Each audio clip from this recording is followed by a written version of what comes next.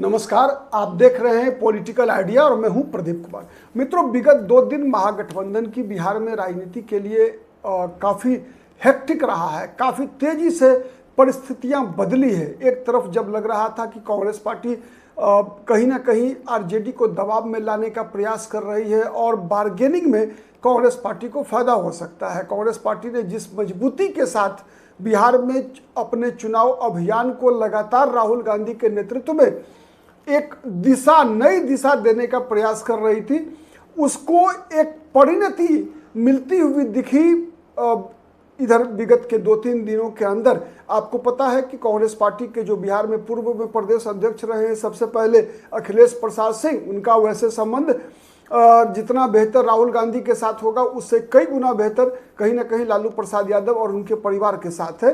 पहले दिन से अखिलेश प्रसाद सिंह ये कहते आ रहे थे कि तेजस्वी यादव ही किसी भी कीमत पर बिहार में भावी मुख्यमंत्री होंगे। और आपको पता है कि अखिलेश प्रसाद सिंह वो चेहरा है कांग्रेस पार्टी में जो कभी नहीं चाहते थे कि पप्पू यादव कांग्रेस पार्टी में शामिल हो। कन्हैया कुमार का बिहार में कोई अभियान जो है, जो पहला कार्यक्रम बिहार में कन्हैया कुमार का शुरू हुआ कि नौकरी दो पलायन रोको यात्रा, तो आपको याद होगा कि जिस दिन इस कार्यक्रम की घोषणा होती है 8 मार्च को कि 16 मार्च से बिहार में कन्हैया कुमार पदयात्रा करेंगे, तो अखिलेश प्रसाद सिंह कहते हैं कि मुझे नहीं पता। और 16 मार्च को जिस दिन कन्हैया कुमार की यह पदयात्रा शुरू होती है मोतिहारी से गांधी आश्रम से, तो उसी दिन रात में 10 बजे अखिलेश प्रसाद सिंह को प्रदेश अध्यक्ष पद से हटा दिया जाता है। तो एक संकेत निकल कर आता है कि कांग्रेस पार्टी कहीं ना कहीं इस बार बिहार में आरजेडी की शर्तों पर नहीं बल्कि अपनी शर्तें भी रखेगी चुनाव लड़ने के लिए। खैर, वो तो बाद की बातें हैं। आज 2-3 घटनाएं घटी, उसमें कल जो है देखा हमने कि पवन खेरा पटना में है, बिहार में है। कई कांग्रेस के नेता हैं लेकिन पवन खेरा एक बड़ा चेहरा है, मीडिया में आते हैं, लगातार मीडिया में आते भी है, छाते भी हैं और काफ़ी कड़े शब्दों में भारतीय जनता पार्टी की तथ्यात्मक और तर्कात्मक आलोचना करने के लिए दबंग भाषा में जाने जाते हैं पवन खेरा।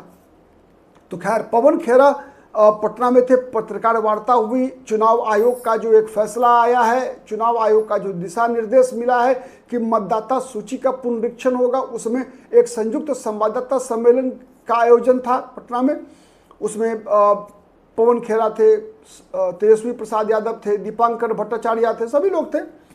तो मैंने चुनाव आयोग के इस फैसले का विरोध किया इन लोगों ने कि नहीं, ये जो है मैंने विपक्ष के वोट को डराने के लिए और घटाने के लिए इस प्रकार की रणनीति चुनाव आयोग बना रहा है। जबकि सच्चाई ये है कि उसमें कोई सरकार का कोई भूमिका नहीं बनती। ये एक रूटीन काम है चुनाव आयोग का, जिसके तहत वो मतदाता सूची का पुनरीक्षण करता है कि जो लोग विगत दिनों जिनका स्वर्गवास हो गया तो उनका नाम कट जाए, नए जो लोग 18 वर्ष की आयु पार किए हैं उनका एक ड्राइव चलाया जाए कि वो भी मतदाता सूची में अपना नाम शामिल कराएं। साथ ही जो इस पुनरीक्षण में एक चीज़ होता है कि जैसे बहुत सारे लोग क्या होता है कि एक जगह से छोड़कर दूसरे जगह चले जाते हैं तो उनका भी नाम ट्रांसफर जस के तस रह जाता है। तो इन सब चीज़ों का सत्यापन एक तरह से समय दर समय चुनाव आयोग के कराने की परंपरा रही है पहले से भी। लेकिन चूंकि आप जानते हैं कि अभी के समय में तो हमारा हर कुछ चुनावी राजनीति के नज़रिए से ही देखा जाता है। खैर, तो जब उसकी चर्चा हो रही तो कांग्रेस एक बहुत बड़ी डेवलपमेंट ये हुई कि कांग्रेस पार्टी ने इसी दौरान तेजस्वी यादव को 86 सीटों की एक सूची सौंपी है, 86। उसमें 3 कैटेगरी है जिसमें 50 सीटें ऐसी हैं जिस पर कि कांग्रेस पार्टी ने यह दावा किया है कि वो किसी भी कीमत पर कांग्रेस पार्टी चुनाव जीत जाएगी। वो सीटें हैं, उनमें पिछले बार वाली सीटें नहीं है। पिछली बार वाली मात्र 28 सीटें हैं पिछले बार की, जिस पर कांग्रेस 70 सीटें जो लड़ी थी उसमें मात्र 28 सीटें हैं। आपको जानकर आश्चर्य लगेगा कि उस 70 लड़ी गई सीटों में से मात्र 28 है। रेस्ट 42 सीट कांग्रेस पार्टी एक कैटेगरी में नहीं रख रही है, एक कैटेगरी ए में नहीं रखी है। मतलब 50 जो जीतने वाली संभावित सीटें हैं जिस पर कांग्रेस का दावा है कि वो किसी भी कीमत पर जीत जाएगी, उसमें अधिकतर सीटें इन 50 में लगभग 38 से 40 सीटें हैं 3 प्रमंडल की। ठीक है, वो है दरभंगा प्रमंडल, कोसी प्रमंडल और पूर्णिया प्रमंडल।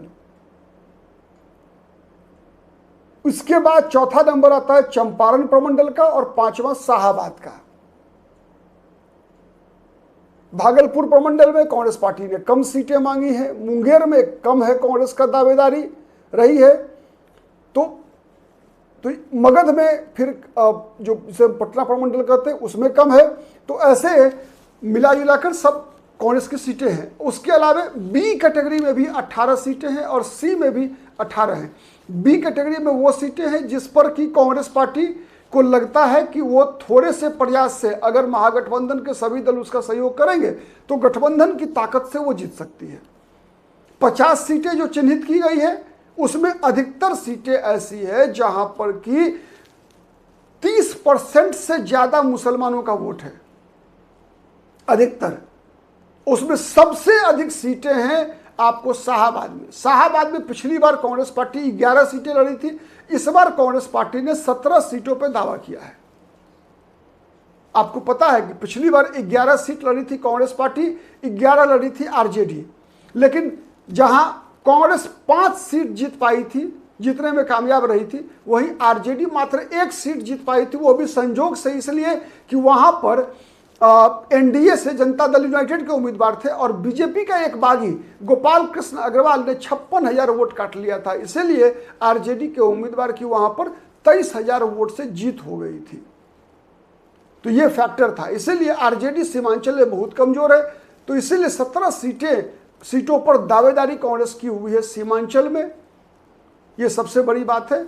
और उसके बाद फिर कोसी प्रमंडल में है और दरभंगा प्रमंडल, ठीक है। ये कांग्रेस का समीकरण है।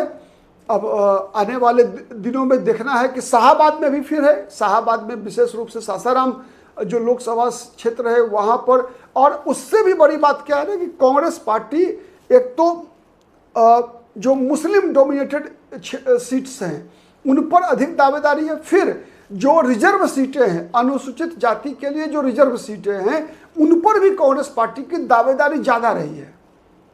ये 2 क्षेत्र ऐसे हैं जहां पर कि इन 2 समाज के 2 वर्ग हैं, जो मुस्लिम समाज और दलित वर्ग के लिए जो सुरक्षित सीटें हैं, इन पर कांग्रेस पार्टी ने दावेदारी अधिक किया है। ये सब मोटे तौर पे लब्बो लुआब ये निकल कर आ रहा है। अब इन 86 सीटों में गठबंधन में कितनी सीटें मिलती है कांग्रेस पार्टी को, ये सबसे बड़ी बात है। ऐसा कहा जा रहा है कि जिन लोगों ने सीटें सौंपी हैं तेजस्वी यादव को, कौन लोग हैं, मैं केवल इतना ही संकेत दे रहा हूं कि कांग्रेस पार्टी के प्रदेश अध्यक्ष रहे हैं और गुप्त बैठक तेजस्वी यादव के साथ हुई है उनकी। तो इसी दौरान साथ में कांग्रेस पार्टी के पवन खेरा भी थे। तो साथ में सीटें की सूची जो सौंपी गई है उसमें आप अनुमान लगा सकते हैं। चर्चा ऐसी चल रही है कि 50 सीट देने पर तेजस्वी यादव तैयार हो गए, कहीं कोई दिक्कत नहीं है। लेकिन वो 50 नहीं होगा जिन 50 की सूची कांग्रेस पार्टी ने सौंपी है। एक दूसरा, कांग्रेस पार्टी के तरफ से ये अब दबाव नहीं बल्कि आग्रह के मूड में आ गए हैं लोग। रिक्वेस्ट किया जा रहा है कि कुछ और सीटें आप बढ़ जाइए, आप दया कर दीजिए। ये परिवर्तन दिखा है। पहले आज मैंने इधर 2-3 दिन से पहले आप कह सकते हैं कि राहुल गांधी का राजगीर का जो कार्यक्रम था वहां तक कांग्रेस पार्टी दहाड़ रही थी कि नहीं, हम कंप्रोमाइज नहीं करेंगे, कंप्रोमाइज करेंगे तो अपनी शर्तों पे करेंगे। तो इसमें कुछ परिवर्तन आया है। मुझे लगता है कि शायद समय के अनुसार ये रणनीति भी होती है। चुनावी राजनीति में एक चीज तो है कि गठबंधन की राजनीति में हर दल को विवेक से काम लेना होगा, तभी गठबंधन सफल होगा। अगर कहीं ना कहीं कांग्रेस पार्टी को भी अपनी वास्तविक शक्ति का एहसास करके आरजेडी के साथ अगर तालमेल करके रहती है तो उसका लाभ अलग है। अलग यह है कि एक बात तय है कि तो फिर स्ट्राइक रेट बढ़ जाएगा।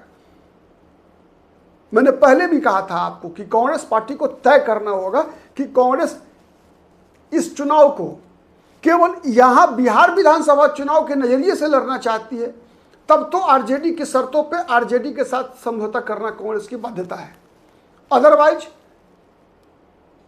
महागठबंधन की जीत की संभावना घट जाएगी। एक दूसरा, अगर कांग्रेस पार्टी को भविष्य की राजनीति करनी है, केंद्र की राजनीति करनी है, तब आज हो या कल हो, हंसकर या हो या रोकर हो, राहुल गांधी को यह फैसला लेना पड़ेगा कि कांग्रेस पार्टी को अपने पैर पे खड़ा करना है। अगर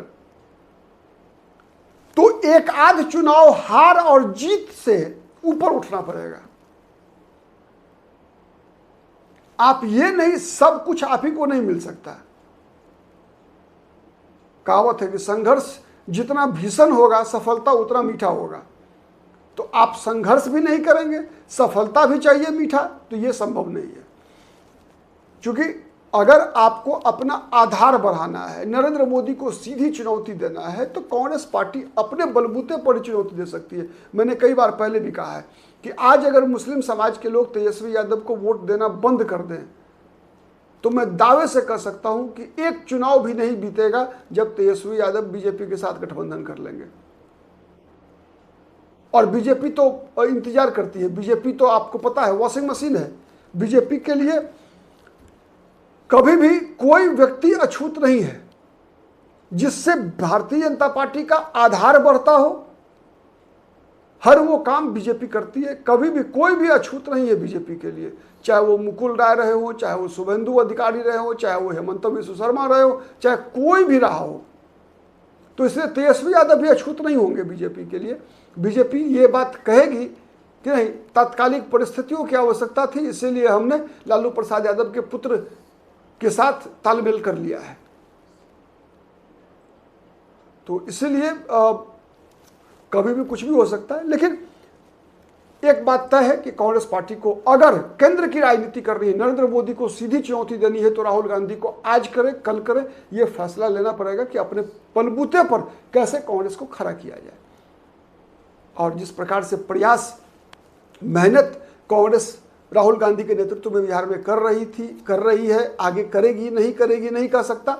लेकिन अभी तक जो संकेत दिखा, जिस प्रकार से आक्रामकता कन्हैया कुमार में दिखा, राहुल गांधी खुद आक्रामक, महाआक्रामक रहे, पप्पू यादव जिस प्रकार से लगातार मेहनत करते रहे, तो इसका परिणाम तो समय लगेगा। जब आप जीरो हो चुके हैं तो फिर फिनिक्स की तरह राख से निकलने में भी तो समय लगेगा। नहीं, आज के लिए इतना ही। बहुत बहुत धन्यवाद। नमस्कार। जय हिंद, जय भारत।